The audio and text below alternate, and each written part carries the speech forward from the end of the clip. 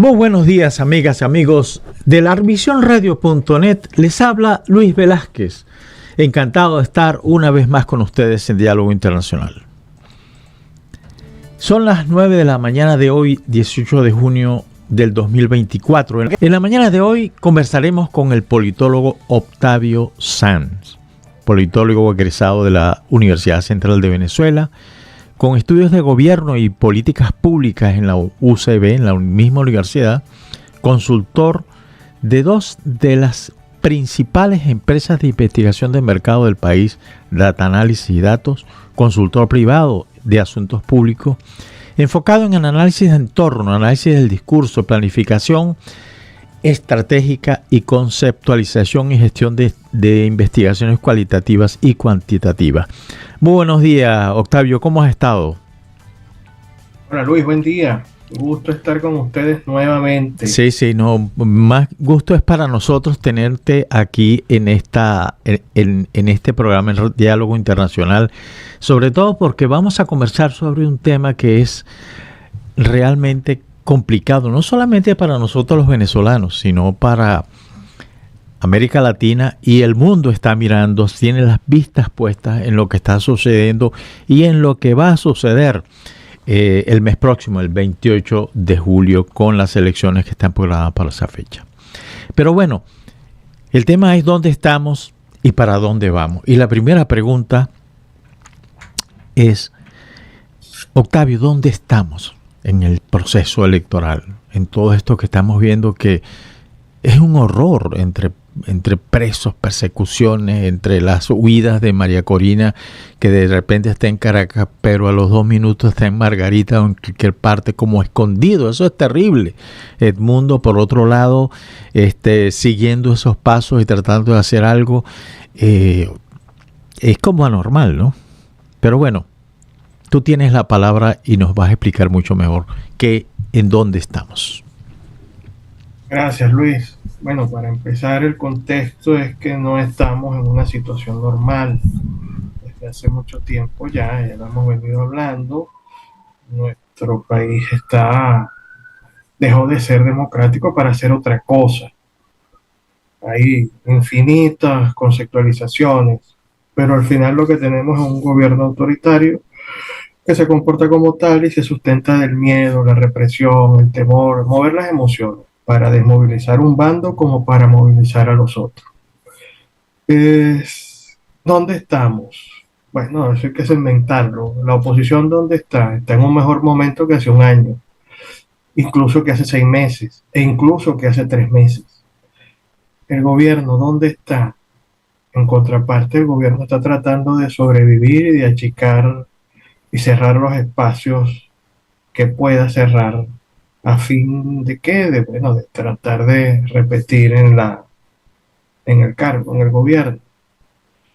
Las encuestas en las que yo me baso, que son Consultores 21, Data Análisis, Datincore, dicen que el candidato de la oposición que se opone, es decir, Edmundo, tiene una ventaja amplia en relación al candidato del gobierno. ¿Eso es suficiente? No. ¿Es importante? Sí. Esa ventaja se podrá mantener de aquí a los días que faltan, está por verse. Pero eso a su vez plantea muchas interrogantes a futuro. ¿Qué va a pasar después del día de la elección? ¿Qué va a pasar el día de la elección? La mayoría de la población se movilizará y votará a favor de un candidato distinto al del gobierno, o triunfará el clima, la imposición del clima de represión, miedo, temor que intenta poner el gobierno para desmovilizar, crear dudas, poner en contra entre sí a la población y este candidato opositor. Son dudas que están allí. Sin embargo, lo importante de todo esto es decir que gracias a que esta oposición se mantiene en la ruta electoral, le está planteando grandes incertidumbres al gobierno. Y esas incertidumbres se siguen incrementando en la medida que persiste este tema de la ruta electoral y eso que tú dices, le cierran la puerta a María Corina, se mete por la ventana, al mundo tratan de posicionarlo de manera negativa en los medios oficiales o de plantearle dilemas estratégicos, como fue recientemente la solicitud del candidato y presidente Nicolás Maduro de firmar un acuerdo para el día para respetar los resultados de las elecciones, y tuvo una respuesta casi que inmediata de, del mundo, que por cierto es un avesado en estas lides por su formación académica, ¿no? Entonces estamos en ese juego. Pero para resumir, la oposición está en una mejor posición que hace unos meses y el gobierno está en una peor posición que hace unos meses. Ahora, Octavio, cuando tú me hablas de que está en una mejor posición, ¿necesariamente estás diciendo que vamos a llegar o necesariamente estás diciendo que la incertidumbre va a continuar por mucho tiempo? La incertidumbre estará allí en la medida que la oposición no tenga las capacidades para imponer lo que aparentemente parece que va a pasar en las urnas. El gobierno todavía tiene ciertos controles y tiene ciertos manejos y lo está tratando de utilizar de manera desorganizada, de manera improvisada, por decirlo menos, pero ahí está, pues. La gran incertidumbre es, llegado el momento, y si las encuestas están recogiendo lo que va a pasar el día de la elección, la pregunta y la incertidumbre es, ¿qué harán las Fuerzas Armadas? ¿Qué harán los segmentos blandos que están dentro de la coalición dominante? Porque el tema del presidente Maduro, de su impopularidad y de sus problemas de gestión que se han venido reflejando en la población en los últimos meses y en las últimas semanas, es dramático. Y cada acción y cada nuevo acto de campaña que hace el presidente Maduro deja ver las costuras, por decirlo menos. ¿Y a qué me refiero? Bueno, eso que son actos que no tienen ni pie ni cabeza, a menos que para ellos sí, pero para el análisis frío no. Claro. Y dejan más dudas que certeza. Claro, sí, he visto los videos y realmente es una pena, ¿no? Es una pena que las cosas estén así. He visto muchas cosas, pues, de lo que está sucediendo en Venezuela, pero sin embargo hay algunas cosas que no tengo claro y que me imagino que la audiencia tampoco tiene claro, que es el papel. ¿Cuál es el papel que están jugando mucho en primer lugar, la sociedad venezolana, un sector de la sociedad venezolana que son los militares, que son los que tienen y ejercen poder real en todo esto? ¿Qué papel está jugando, por ejemplo, la misma oposición, una oposición lo suficientemente atomizada como para que nutra esa incertidumbre y esa indecisión que puede surgir o que está presente en el ciudadano venezolano? ¿Qué papel están jugando todos esos componentes? Bueno, en relación con las Fuerzas Armadas no tengo mayor información y cualquier cosa que te diga es una especulación. Lo que sí te puedo decir son los indicios que salen desde el gobierno y desde el presidente Maduro. Hace apenas unas semanas el presidente Maduro denunciaba que la oposición tenía la intención de acabar con las Fuerzas Armadas. Estoy tratando de ser lo más específico posible y certero con lo que dijo. Por supuesto. A lo mejor me estoy equivocando, digo algo de más o algo de menos, pero eso nos deja ver de que algo está pasando allá adentro, sobre todo cuando a principios de año hubo una racia dentro de la Fuerza Armada, que incluso la pasaron por los canales del Estado, cuando degradaron y expulsaron a unos militares, cosa que no se había visto desde hace varios años. Eso ya te deja ver cosas, ¿no? Claro. Claro. Lo otro, aquí está jugando la sociedad. Aparentemente, lo que recogen las encuestas, estas que te mencioné antes, es que hay un profundo sentimiento de querer que las cosas cambien, como también hay el convencimiento de que la mejor forma de hacerlo es por la vía pacífica y por la vía del voto. Entonces eso nos deja ver o suponer que hay un sustrato de personas, que hay algunos que lo dicen y lo manifiestan y otros no, y que son sectores mucho más amplios de lo que uno pudiese pensar. Porque uno pudiese pensar, y creo que el gobierno opera así, o siempre ha operado así, hay personas que dependen del CLAP, que dependen del bono, que dependen de lo que da el gobierno, no el Estado, están atados y obedecerán e irán a votar a favor. Pero declaraciones dentro de la misma gobierno, dentro de los mismos voceros del gobierno, dejan ver que las estrategias para cohesionar y para organizar y saber dónde están parados en función de apoyo popular, están teniendo problemas. Me estoy refiriendo a los 1 por 10. Claro. Recientemente Diosdado Cabello decía, ¿qué es el 1 por 10? El 1 por 10 es que le dicen a un funcionario público, a una persona que dependa del Estado, mira, necesito que hagas una lista con 10 personas que tú vas a llevar a votar y aseguras que van a votar por el gobierno. En las instituciones públicas se la piden, la persona la tiene que llevar, y el día de la elección hay personas encargadas que se encargan de monitorear si la persona llevó, a quienes no llevó. Por supuesto, no hay manera de saber por quién votó esa persona, pero ellos asumen que la presión y las motivaciones, entre comillas, son suficientes como para que esa persona se decante por votar a favor del gobierno, cosa que es una incertidumbre. Pero en la confección de las listas hay problemas, porque la gente no está aceptando comprometerse a ir a votar por el candidato al gobierno.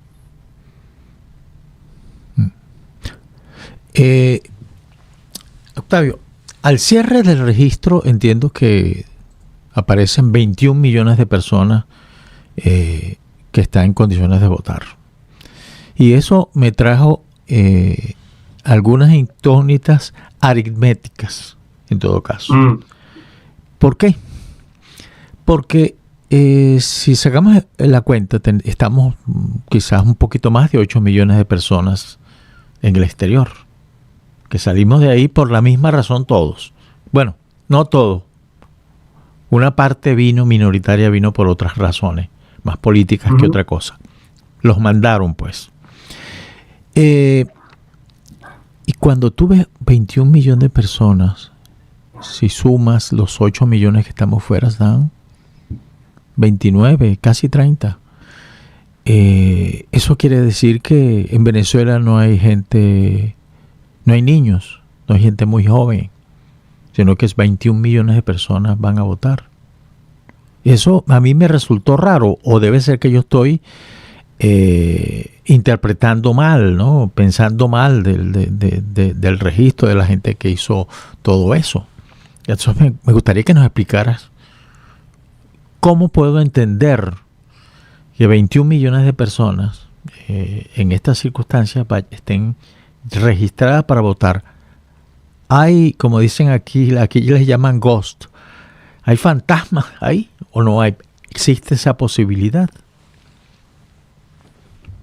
A ver, con respecto al número, si son más, si somos menos, no sé. Hay que recordar a la audiencia de que el manejo de las cifras y la data en Venezuela es un eufemismo, es una incertidumbre también, porque no hay no se maneja data oficial, la data no es pública, a excepción de lo que se decide publicar y en momentos determinados por algún tipo de presión. Con respecto a si hay fantasmas en la lista o no hay fantasmas, o hay personas con nombres raros o extraños, diversas personas y diversos especialistas se han abocado al estudio y a chequearlo con respecto a esta última data, y lo que han encontrado, si bien es cierto, hay unos nombres fantásticos como Superman González. Bueno, Ese es maracucho seguro. Ese es maracucho seguro. A lo mejor. O que se repite el mismo nombre varias veces. Técnicamente no arroja, eso no arroja que la data puede no ser cierta hasta ahora. Así que bueno, con eso vamos y con eso confiamos, pues en él. Claro, no sé. Como te decía antes, no es un gobierno, no estamos en una situación normal. Y como no es una situación normal, esto tampoco es la excepción. La data electoral tampoco va a ser la excepción. Sí. Octavio, desde Florida, el embajador Héctor Quintero, un colega que nos conocemos desde la universidad y bueno, también está en la misma situación que yo, pero él está en Florida. Y él te dice lo siguiente, te lo leo textualmente: solo 2 encuestas señalan a Maduro liderando las elecciones. Muchas más señalan a Edmundo, con una gran diferencia que podemos pensar al respecto. En cuanto al tema militar, sabemos que hay una profunda devoción por el chavismo en los altos grados de la institución. ¿Podrían cambiar su opinión y respetarán los resultados? Esa es la segunda pregunta. Y una tercera, el registro electoral está habilitado con la cantidad de extranjeros que irregularmente se les ha dado ciudadanía venezolana. Vamos con la segunda. Fuerza Armada es altamente chavista. Bueno, sí. Hasta allá se ha conducido. El problema es que una cosa es ser chavista y otra cosa es ser madurista. Y hay un debate interno de algunas facciones dentro del chavismo o dentro de la coalición dominante, por hablar de forma general, en donde le recriminan a Maduro que se haya apartado de lo que era el chavismo original, o lo que es el chavismo en sí. Con ese giro a la derecha, con ese giro al centro, con ese giro hacia los empresarios, que había que hacerlo para sobrevivir y seguir así. Y eso lo desmarcó, o sea, lo desdibujó todo en función de apoyar a la izquierda, de apoyar de ser hijo de Chávez, etcétera, etcétera.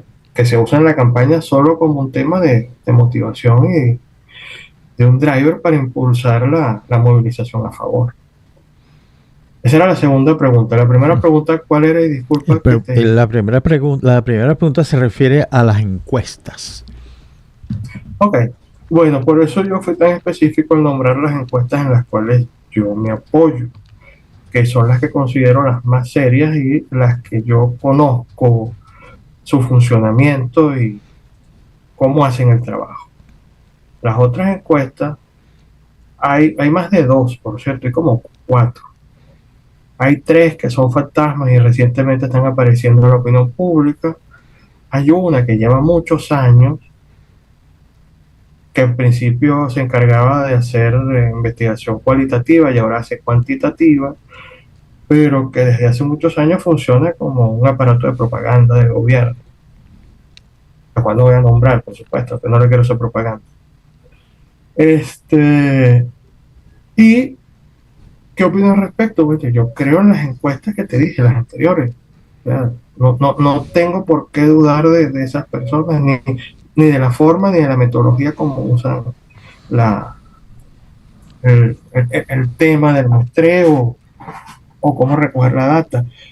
Y cuando te hablo de varias, es porque basarse en una sola puedes inducir el sesgo, pero ya cuando tienes varias que van por el mismo rumbo, tú dices, ya va, aquí está pasando algo. O sea, están recogiendo al mismo país. ¿Y la tercera pregunta cuál era? Es del registro electoral que dice, está habilitado con la cantidad de extranjeros que irregularmente... Sí, eso no sabemos cuántos son, cómo son, dónde están, etcétera, etcétera, etcétera. Sí, esos son los aliens. Es parte del tablero inclinado y con el cual hay que jugar, pues se aceptó jugar. Claro. Y no somos el primer país en el que se acepta jugar con un tablero tan inclinado, ni seremos el último. Sí. Octavio, si nos permite, vamos a una pausa y ya regresamos. Octavio, el general venezolano en situación de retiro, Alfredo Carneiro Campos, desde Madrid, te pregunta: ¿cuáles serían las bases para negociar un posible acercamiento entre la oposición y la Fuerza Armada? ¿O no ves ninguna necesidad de ese acercamiento?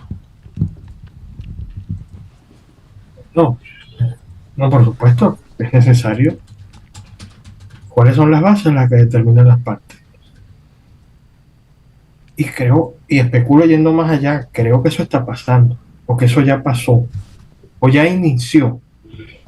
Y por eso la reacción dentro del gobierno y de los actores, de los principales actores, en tratar de remarcar el, el, la posición dentro de la Fuerza Armada y de separarlo de la oposición que se opone. Por eso lo de enero, lo que siguió pasando y lo que referí que sucedió hace algunas semanas. Con tratar de etiquetar a María Corina, el mundo, a la plataforma, como el coco maligno que va a acabar con la Fuerza Armada. Sí. Desde acá de Estados Unidos, el comandante de aviación privada, es un venezolano que es comandante en la aviación privada de Estados Unidos, dice, suponga usted que la oposición gana las elecciones y el gobierno reconoce la derrota. ¿Qué pasará en qué considera usted que pasará en los siguientes 7 meses antes de entregar el poder? Es que podría surgir una decisión del TSJ de su sala electoral declarando fraude opositor o declarar las elecciones inválidas. Eso está en el tablero, eso está en el tapete y para eso debe prepararse la oposición. Hay que defender, en caso de que triunfe, hay que defender el triunfo durante esos 7 meses y a partir de enero. Y bien cierto lo que dice esta persona, tienes unos meses en los cuales el gobierno va a tener la oportunidad para hacer control de daño dentro de lo que la ley le permite. Pero posteriormente, si Maduro no gana, el chavismo se irá de Miraflores, pero no se va del TCJ, no se va de la Fiscalía, Claro. No se va de la Asamblea y no se va a ir de las calles. Porque ejemplos hemos tenido muchos. Inmediatamente que la izquierda sale del gobierno, a las horas o a los días, ya hay manifestaciones de personas que apoyaban a ese sector, descubriendo que había problemas en el país e indilgándole la responsabilidad a la culpa al que está llegando. Eso, sí, eso es un probable escenario que esté allí. Sí, sí. Desde Lima, Perú, Edgar Rivas, un colega de la diplomacia, colega venezolano, él dice, ¿existe el escenario o la posibilidad de una suspensión? Posponer el proceso. Eso está allí. Mira, en los escenarios y todo es posible. Y sobre todo porque todo es posible, porque hay la forma de hacerlo. Más allá de que internacionalmente se comunique, se comunique de forma negativa y se ha visto de una manera negativa hacia el gobierno, pero es que tenemos que tener en cuenta que el gobierno de Nicolás Maduro necesita sobrevivir, el gobierno de la revolución. Entonces, está en el tapete la posibilidad de una suspensión. Lo que se me ocurre es un tema, un conflicto con Guyana, que es lo más cercano que tenemos, y eso está en el tablero, pues, está en el aire. Está en el tablero el tema de la suspensión de la tarjeta de la MUD, que entiendo que se ha postergado por el tema y por la presión internacional, y no solo de los Estados Unidos, sino de Petro, de Lula, de la Unión Europea. O sea, eso está allí. pero a la vez que eso está allí, entiendo que hay negociaciones en los diversos tableros, el gobierno de Nicolás Maduro, las diversas facciones, con todos estos componentes internacionales. O sea, eso es un tema que se está moviendo y nosotros somos meros espectadores que nos vamos a enterar el día después que ocurran las cosas cuando deciden decirnos, si es que deciden decirnos en algún momento. Pero Oye, todo está allí. qué angustia, ¿no? Qué angustia, porque es el futuro no solamente de un venezolano, somos 30 millones de personas que estamos esperando un cambio. Eso da mucha angustia y nos da mucha Sí, angustia ojo. a aquellos que estamos en el exterior y que salimos a causa del régimen, pues. Sí, bueno, pero te comunico otra cosa. Hay angustia e incertidumbre de esa parte de la población, pero también hay angustia e incertidumbre en el gobierno, porque a la medida que la oposición se mantenga en la ruta electoral, le plantea serias incertidumbres al gobierno. Con quién cuento? ¿Quiénes me apoyan realmente?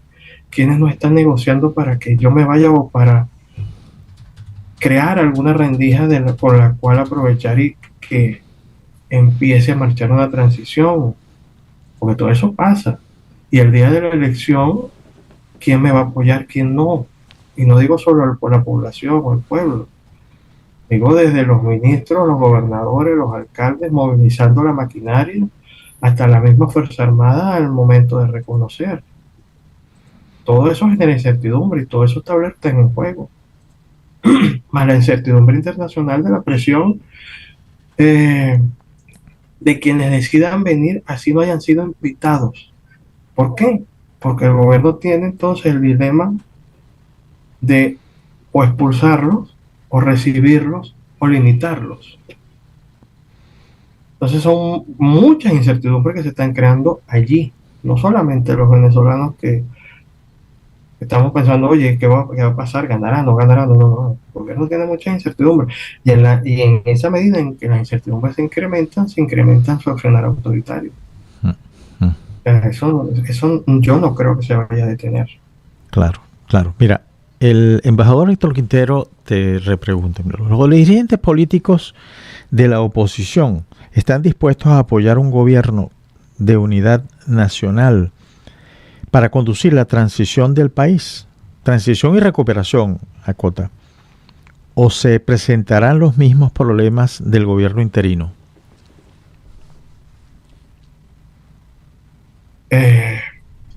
Los políticos de la oposición, el tema es que la oposición, como tú bien lo dijiste hace un rato, está totalmente atomizada.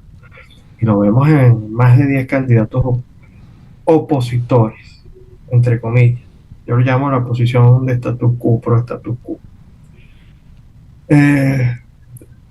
Esas personas están dispuestas a apoyar un gobierno que vaya a la transición, no lo sé, porque hasta ahora han estado más casados con la narrativa de la revolución de Nicolás Maduro que con otra cosa, a pesar de que salen en algunos momentos diciendo que ellos van a triunfar y que ellos van a hacer cosas distintas. Primero hay que determinar quiénes son los políticos que están de acuerdo.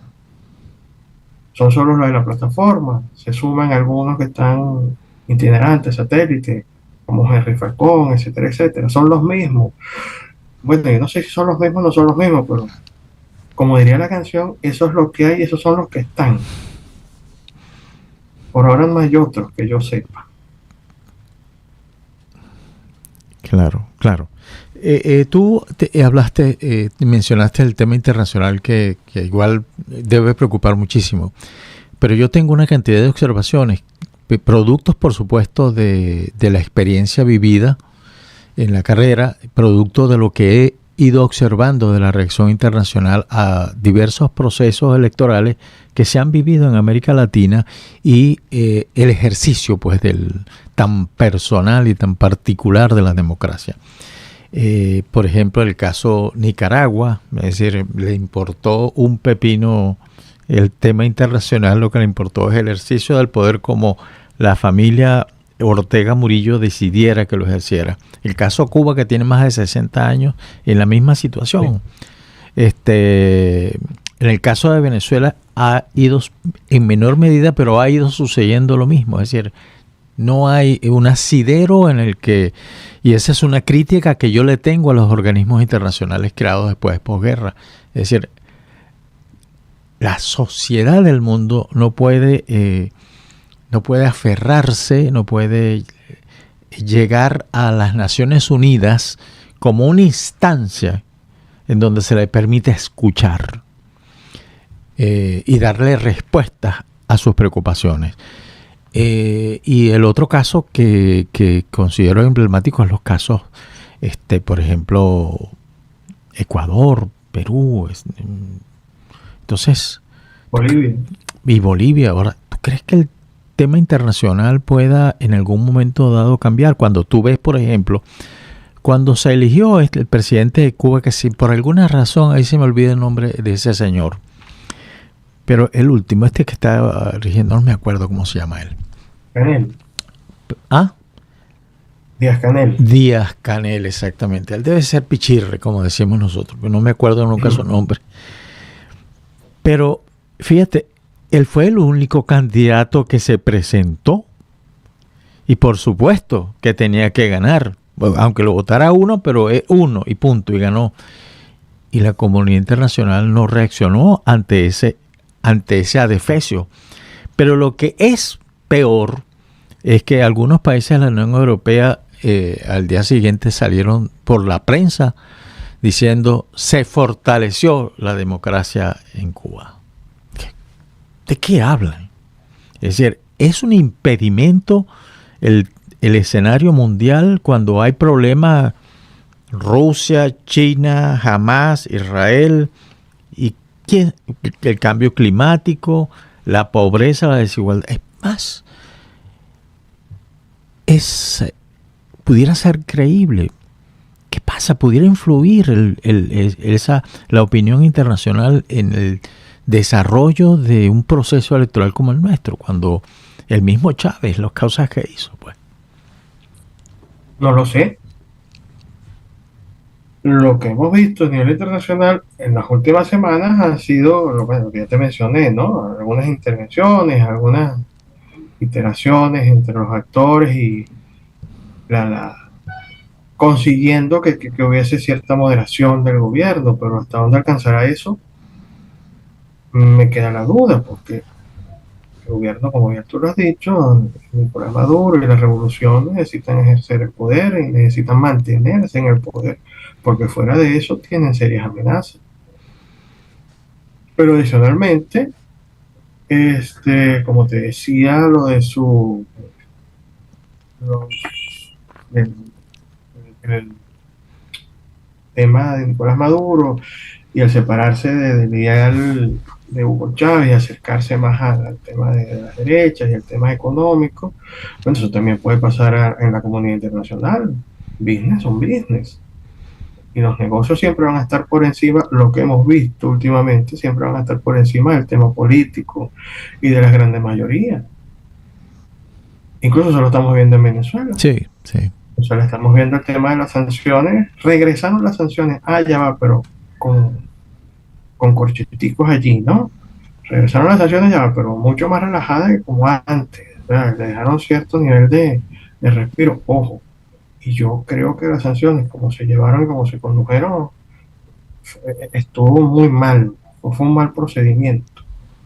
Porque lo que hicieron fue darle mayores referencias y mayores argumentos al gobierno para manipular y mantenerse en su propaganda narrativa. Entonces, ¿podrá la comunidad internacional presionar para que haya unas elecciones libres, justas? No lo sé, y tampoco nos lo van a decir, porque el gobierno siempre se encargará de decir que nunca dio su brazo a torcer, aunque actúa al contrario, como está pasando. El hecho de que María Corina no esté presa significa que hay alguna presión de alguna parte, que están respetando. Eso es el cierto. hecho de que el mundo fuese candidato, entrar así siendo tapa y ahora resulte que es el candidato, alguna presión debió dar resultado. El hecho de que no hayan eliminado la tarjeta de la MUD teniendo las razones y adelantando una sentencia en el TCJ que tiene varios años pendientes, también habla de que ahí está pasando algo. Y yo no creo que sea la fortaleza ni el poder interno de la oposición que llevó a cambiar de opinión al gobierno. Sí, pero pudiera ser también una parte de la estrategia gubernamental, pudiera formar parte de todo eso, porque... Bueno, es que siempre, todo forma parte de su estrategia. Ellos tienen una gran capacidad de asimilar los golpes, las derrotas y los momentos difíciles. El tema es cuando se les presiona y empiezan a caer en contradicciones como ahora. Sí, sí, sí, sí. Ahora, cuando hablamos de sociedad, hablamos de muchas cosas, ¿no? Yo te confieso que a mí me cuesta mucho hablar de pueblo, me parece que es una palabra un poco discriminativa en todo caso, ¿no? Pero bueno, la diferencia es que uno habla de organización y el otro no habla necesariamente de organización, pero eso a mí me causa un poco de disgusto hablar de pueblo. Pero hay una pregunta que siempre me he hecho, bueno, ¿es que estamos preparados para aguantar, seguir aguantando el chubasco de una crisis económica, el chubasco de restricciones, de falta de trabajo, de dinero para poder satisfacer necesidades? ¿Qué aspira la población al día siguiente de la elección? Porque son además, van a pasar muchos meses antes de que se tome posesión, pero aun cuando tome posesión en la fecha indicada, mira, no va a crear mucho más expectativa, va a crear mucho más angustia en la sociedad, ¿no? Al no ver respuestas, ¿no? ¿Me escuchas? Mira, sí, mira, yo creo que pase lo que pase, después del 28 van a ser días, semanas, meses convulsos, tanto de una parte como de otra, indistintamente el resultado. Lo que tú estás diciendo con respecto a la población, si está dispuesta a soportar más tiempo, bueno, en la calle, lo que recogen las encuestas y lo que se recoge en el día a día, es que hay un movimiento, hay unas ganas de cambio en la gente, y cambio a través del voto. El 28 veremos, o el 29, o el 30, sabremos y conoceremos qué pasó, y si hubo la cantidad suficiente de personas que dijeron ya basta, hasta aquí llegamos, vamos a cambiar esto. Y después, si eso es así, si hay un número suficiente de personas, números suficientes son más los que votan a favor de esa opción que los otros, veremos si hay la capacidad y la disposición de defenderlo. Eso va a haber que defenderlo y demostrarlo. Y luego, cuando pasen estos 6, 7 meses de la transición de gobierno, veremos a ver qué pasa en ese interín.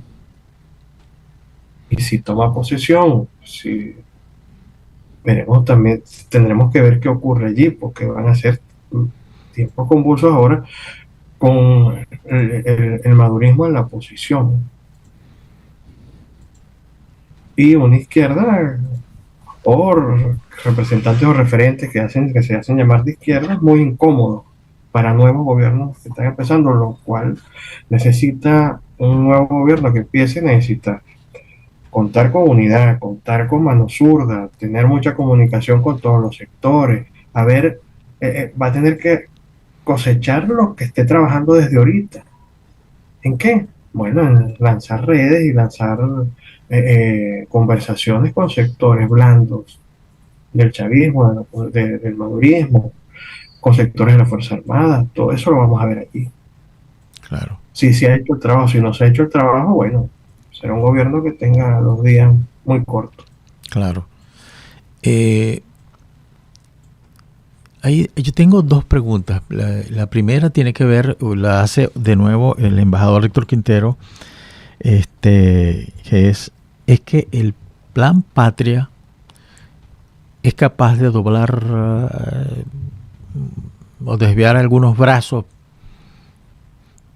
al momento del voto.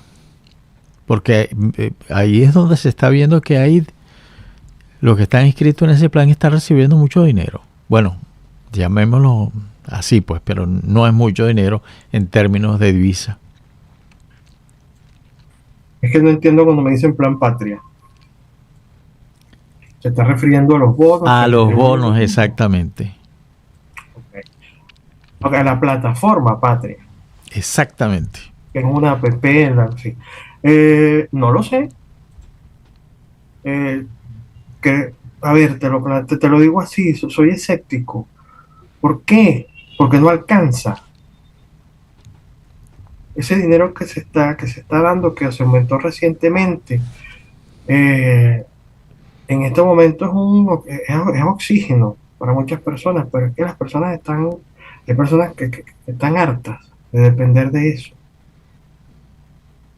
O sea, no creo, a ver, aparentemente la dádiva del gobierno, el asistencialismo, se le está acabando la gasolina y se le está acabando en un momento muy malo para el gobierno, que tiene serias dificultades de ingreso. No sé si sea suficiente. Sí. Sin embargo, fíjate tú que yo en la experiencia que tuve en Argentina vi una discusión que muy interesante. Todavía la recuerdo como que si hubiese sido ayer y pasado muchos años. Pero en una conferencia de un prestigioso sociólogo, ya él decía, en plena campaña electoral donde salió electo Carlos Menem, él decía, oye, el flujo de dinero, aunque sean 2 pesos, 2 australes, en ese momento eran australes, eso le da una sensación de bienestar a la gente. Sí. Es decir, aunque cuando se vaya a materializar ese bienestar van a ver que les queda que no es nada. Pero el impacto es psicológico, la sensación de bienestar que ocasiona un poquito más de dinero en la cartera. No importa cuánto, pero un poquito más de dinero, y eso, según ese sociólogo en esa oportunidad, decía, eso es suficiente para poder doblegar cualquier intención de voto. Sí, el problema es aquí que hay un desgaste de años. Y hay un desgaste de años no solo en que no te alcanza la plata, hay un desgaste de años en que la crisis no mejora, en que ya es cíclico, en algún momento te llegan unos recursos, tienes esa sensación de aire y bienestar, pero ya sabes que lo que te viene después es la debacle, porque ya se ha vivido. Y eso es lo que está pasando en muchos niveles del tema de gestión, que lo que le critican a Maduro es que, oye, con tanto tiempo que has tenido, tanta plata que has tenido, indistintamente de las excusas que ponga, se sigue yendo la luz, se sigue yendo el agua, la plata no alcanza, a pesar de que nos estés dando más dinero, no alcanza. Y entonces, ¿qué me estás prometiendo? ¿Qué futuro me promete? Por eso es que estamos viendo que el discurso del gobierno de la revolución mutó ya no solo a ofrecer una mejor Venezuela, un mejor país, sino que mutó otras cosas más esotéricas. ¿Cómo cuáles, Octavio? No sé si tuvieron oportunidad de ver el acto religioso que hubo hace unos días. Sí, no, yo la vi, tengo el video y me espantó. Pero ojo, eso no está desconectado y eso no fue que se les ocurrió y llegó allí. No. En diversos programas radiales, por ejemplo, tanto en radios privadas como en radios del Estado, las anclas se la pasan hablando insistentemente en que, bueno, lo único que perdona es Dios. Y eso no es de hace una semana, son años con ese mensaje. O sea, es un trabajo y es una estrategia de hormiguita. Sí. Por allí, más allá de que, bueno, Maduro está tratando de de tener acceso a 3,5 millones de votos de personas de otras religiones distintas a la católica. Sí, sí, no, ese mensaje es importante, que cree en Dios, y por eso está dirigido a un segmento de la sociedad venezolana que es amplio. Ahora, nos quedan pocos minutos de programa y yo te quisiera hacer una pregunta que es siguiente. Es que Octavio Sanz, el politólogo, tiene un escenario. ¿Cuál es ese escenario? Si lo tienes. Bueno, no hay uno, hay varios. Bueno, los micrófonos son suyos. Y entonces cuando uno explica los escenarios, siempre nos dicen, pero es que así no, así siempre vas a ganar todas. Claro, no, pero debe haber uno en particular que sea tuyo y que tú crees en eso. Yo tengo mi propio escenario en todo caso. No, bueno, ya yo lo he venido diciendo a lo largo de la entrevista. Mira, yo creo que las encuestas son lo suficientemente claras como para poder hablar y decir de que la oposición pudiese tener oportunidad de triunfo el 28. Oposición que se opone, empezando por allí. Lo segundo es que, indistintamente de lo que pase el 28, van a ser tiempos turbulentos, convulsos. Ganen o no ganen. Por el reclamo de la oposición, si resulta ganador Nicolás Maduro, y las denuncias de fraude, cosas de terreno que ya está preparando el gobierno desde hace varias semanas, adelantándose al hecho y criminalizando desde ya la oposición y victimizándose ella. Como que si gana la oposición y bueno, quien hasta ahora fue gobierno, intentando de poner todas las trabas posibles para no reconocer ese triunfo y que eso no se concrete en el año que viene. Eso es lo que yo pienso ahorita, en este momento. Porque ir más allá, ya es un tema de futurología que a mí no se me da porque yo tengo la futurología corta y yo prefiero ir de pasito en pasito. Claro, y basándote en datos que a lo mejor uno no los tiene, ¿no? Pero sin embargo no dejamos de pensar en las cosas que pueden suceder, como por ejemplo, y eso es parte del escenario que yo tengo, que el resultado de la elección sea una diferencia de 2-3 mil votos, con lo cual tú puedes tapar cualquier cosa con esa cantidad. Y eso con un componente importante que en cualquier momento, cosa que yo no me extrañaría, que eso se esté analizando, que efectivamente permitan a la Unión Europea y a otros países que vayan a ser veedores del proceso electoral y una diferencia de 3-4 mil votos, te advierto, esa diferencia puede hacer mucho, ¿no? Sí, bueno, eso sería caótico. Pero absolutamente caótico. Y yo voy yo voy a eso. Creo que espero no tener razón, pero ese es mi escenario básico. Sobre todo tomando en cuenta que la comunidad internacional, como tú dices, maneja muy bien la Realpolitik.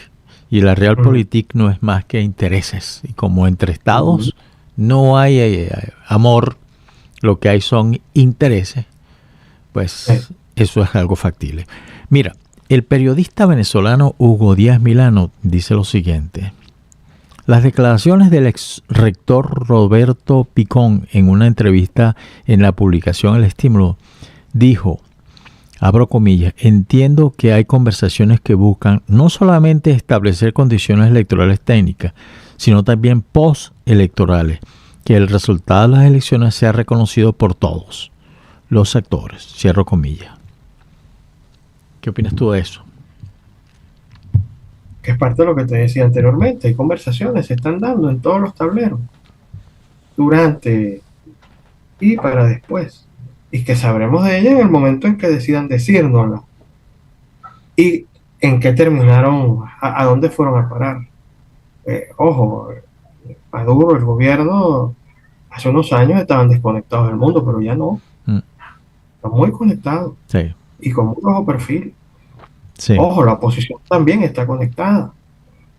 El tema es que la oposición no tiene forma de ejercer presión o no ha encontrado la forma de ejercer presión y el gobierno, bueno, se siente cómodo así. sí. Yo soy también de los que piensan que al PSV le llegó tarde la posibilidad de reinventarse y cayó en manos de Maduro. Hubiese sido interesante y ver al PSV en la oposición en términos normales, porque además le hubiese permitido actualizarse, le hubiese permitido ver las cosas de otra manera. Bueno, pero ojo, si bien el PSUV no se ha podido actualizar como tú lo estás planteando, ellos están eh, fomentando la formación de nuevas organizaciones. En este momento es futuro. Es un partido político pequeño, chiquitico, pero que está organizando, no está organizando, está tratando de organizar y de concretar cosas en las bases, en la gente, en la comunidad, a donde rechazan al PSUV. Mm. Pero ellos están entrando allí y con mucho impulso económico. Sí, me imagino, me imagino. Sí, Bueno, tú sabes que el tiempo en los medios es un tirano. Sí. sí, Y así que bueno, te agradezco mucho la oportunidad que nos diste una vez más de conversar contigo. Realmente es un honor tenerte en el programa y más adelante, cuando esto vaya justo antes de las elecciones, me gustaría tenerte de nuevo para que me des tu visión de hacia de dónde acuerdo. vamos. Un fuerte Encantado abrazo, de mi estar querido amigo. nuevamente con ustedes. Sí, muchas gracias y bueno, muchas gracias a la audiencia, muchas gracias a las personas que te hicieron preguntas porque son igual venezolanos que están preocupados por el futuro del país. Un fuerte abrazo y muchas gracias a Mayerlin.